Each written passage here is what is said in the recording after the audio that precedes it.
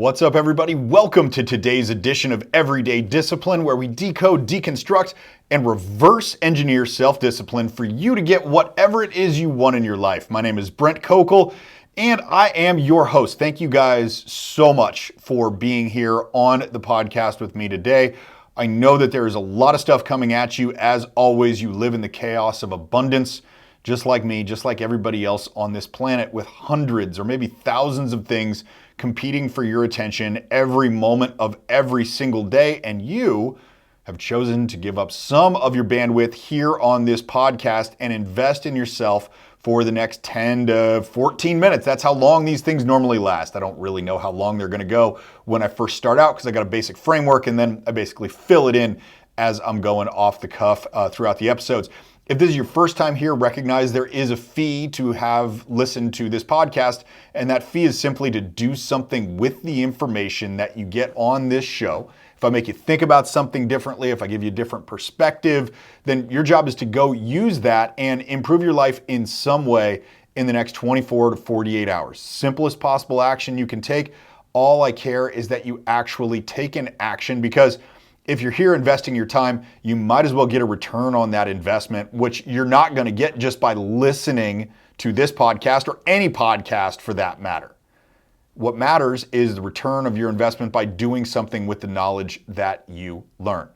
So normally I start these things out and I tell you a personal story and somehow link it to a business lesson and application. This time I'm going to topsy-turvy that shit, because I'm going to tell you a business story that's going to link up to a personal lesson. But oh, by the way, the personal lesson also works inside of any business conversation that you need to have as well. And that can be conversations with other people in your business or even just a conversation with yourself. So here's what went down. My executive vice president and I meet in my office every week, and we meet for an hour or so, depending on what we've got to talk about. And she brings in the things that she's working on or places where she's got questions and needs feedback.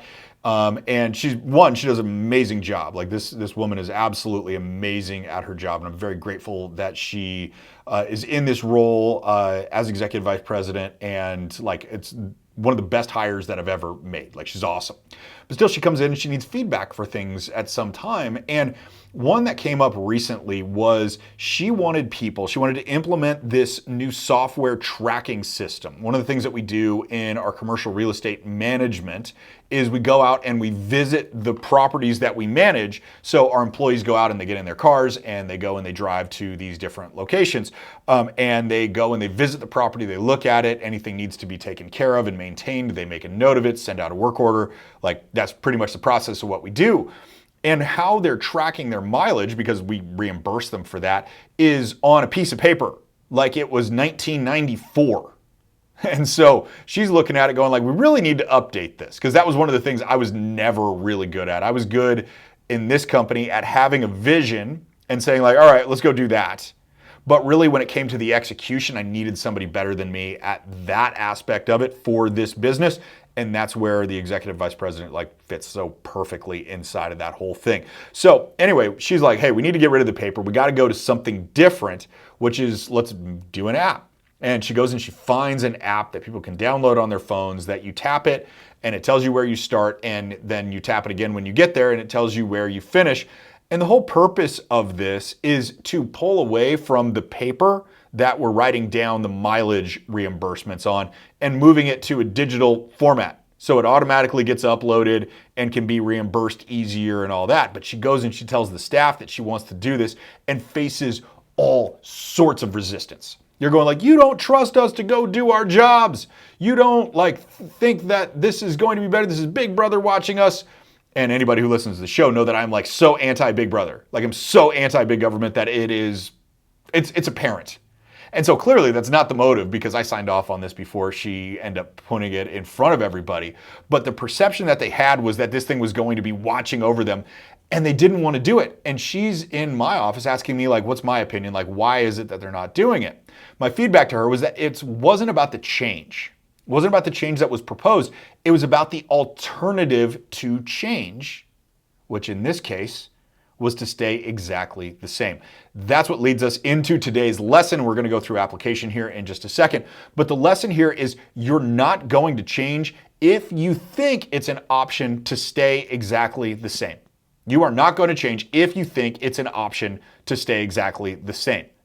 What she told them was that it was either the software, which was this new, more efficient, better way to go about doing it, or it was stay the same and continue writing it out on a piece of paper that did have some lines on it, like it was a form. It wasn't just a blank piece of paper. You could do that. No requirement for change, so everybody stayed the same. Now here's why. Like, this is part of what it is to be a human. You experience this, I experienced this. I'll share with you a story that paints exactly the picture of my experience with this and how it is an absolute fallacy. But this is what we think. We think that the same feels safe. We think that being in the same exact spot makes us feel safe because we already know what's going on with the status quo that we have in our businesses and in our lives right now. We think that it's safe, and that safety can paralyze you. That is the danger in staying where you are. So I'll share with you a story that demonstrates this exact thing. This was about a year ago, and some friends and I went paintballing. Like, we go to one of those paintball ranches. I hadn't been to one in probably 35 years. Maybe that long. I don't know. I'm 43 now. So it's been a long time since I've been at one of these paintball ranches. But if you've never been to one, what they do is they give you a paintball gun, which is CO2 activated, fires these little paintballs that give you welts. Like, they hurt. They don't break the skin unless you shoot them really, really close and you're wearing short sleeves.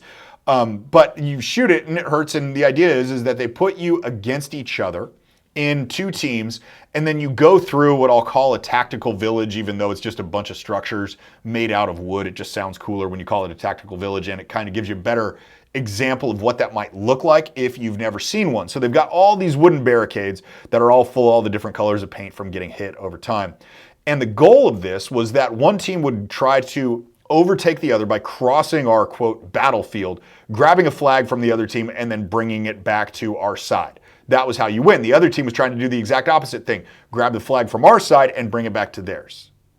So before the game starts, the paintball game, we're strategizing about what we're going to do. And my idea was I was going to flank out to the right. And I saw this building I was going to go to, and I was going to push around from the outside and try to flush people into the center where our biggest field of fire was from our paintballs. And yeah, this is the type of strategy we're trying to develop. No idea if this is sound military strategy. It's what I was trying to do. I've never been trained by the military, so I have no idea if this is the right thing or not, but that's beside the point. So I go and execute my strategy at the beginning. I flank out far right, and I go to the specific building, like this wood structure, that I was planning on gaining my initial cover from, and then I was going to go around this building and I was going to flush people into the middle and then flush them up so they got shot by the guys that were waiting for them up there in the middle of our side of it. So I run up to this structure and I get down there and I pop my head around the corner like I'm going to go flank it, and instantly, like, thwack, thwack, thwack, thwack, thwack, thwack, all these paintballs hit the wood right where I was, and I'm going like, oh shit, they know where I am. And so every time I pop my head up, same thing, like this barrage of paintballs. I swear, like, every single paintball gun on the opposing team was pointed at me. And so I think to myself, you know what's going to happen here? We're going to amend the strategy, and we have no way to communicate because you can't really yell, it's too far, and we don't have radios because we're not that psycho.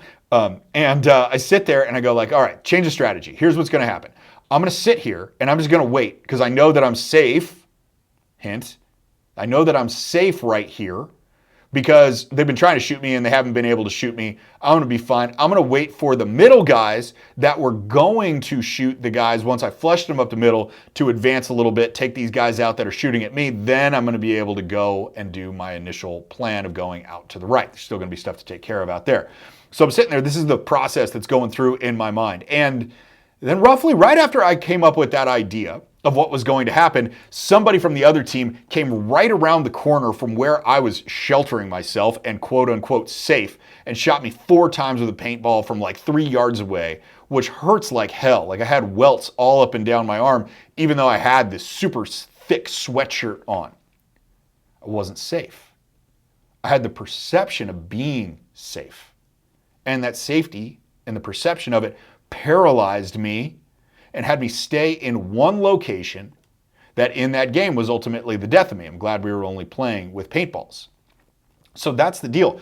If you think that it's an option to stay the same, you will not make change. It's very difficult to make changes. Here's the deal. Even if you're in pain, you're going to stay in the same place as long as the pain is tolerable. That's one of the only reasons, by the way, that you do anything in your life that you don't want to do. It's because of the pain that you are experiencing in your current situation. You think there's a better situation that's going to get you out of pain. You'll go through some temporary pain in order to get out of long-term pain. But most of the time you move when it's painful to be where you are right now. But even if you're in pain, you're going to stay there if it's tolerable. Here's a good example of that. Let's say you're 10 pounds overweight, and it's not too big of a deal in your mind just being 10 pounds overweight, and it's not causing you any serious health problems. You will not move. You will not lose that 10 pounds. I know people have been talking about losing the same 10 to 20 pounds for 5 years in a row. Think they're ever going to do it? Probably not. It's not the same 20 pounds anymore, by the way. It's usually 30 or 40. They just still think that it's 20. But they're not moving because they're in pain. They don't like it. It's a body image issue. It's a confidence issue. But they don't do anything about it because the pain's not that bad. Fast forward that, and you've got somebody that's 150 pounds overweight, and the doctor says you need to lose 100 of these at minimum in the next 12 months or you're going to die. Now you've got a serious amount of pain, and you're going to do something about it. Because staying the same is no longer an option if you're at that point. You simply must change. 10 pounds overweight, 20 pounds overweight, staying the same, you tell yourself that is an option. And so you won't move. This also goes towards business. Like, it's really hard. I don't think people recognize this if they're not at that level yet, but it is really hard for business owners who have, quote, enough for a nice living. And I'm talking about guys that make between $250,000 and $600,000 a year. Depending on where you live, that can give you a very, very nice existence. And I'm sure there's some of you that right now can't fathom even making $250,000 a year, let alone $600,000 a year. And you might think that, no way, you'll always have a hunger for more. Or maybe you don't have any problems when you make $250,000 or $600,000. I can assure you that you do. You find new problems. Like, your life is working when you create better problems for yourself and you find a way to create problems. But the thing about the guy that makes $250 to $600 is he's got to change to get to where he really wants to go. Because I can tell you this from my experience, it does not matter how much you make, there's always another goal line. The goal line continually goes out there. Now, you've got to recognize that it's harder for that person to move because it's very easy to stay the same. They resist it. They resist the change that they need to make, which is going to require a great degree of risk, because staying the same is no problem. I got a 7 Series BMW. Why do I need a Bentley? Like, that might be part of the problem that guy faces. You may not sympathize or empathize with that problem, but it is the problem, which goes towards the lesson. You will not change if you think staying the same is an option. So that leads us to what you need to do here with this episode. I told you earlier there's a fee. The fee is do something in your own life with what I talk about in this episode in the next 24 to 48 hours that improves it in some way, shape, or form. How you improve it, I don't care. I don't care what domain you improve it in. I don't care if you improve your business, you make more money. I don't care if it's your body, you get more fit. I don't care if you level up a relationship. I don't care if you get a better connection spiritually. I don't care where you do it.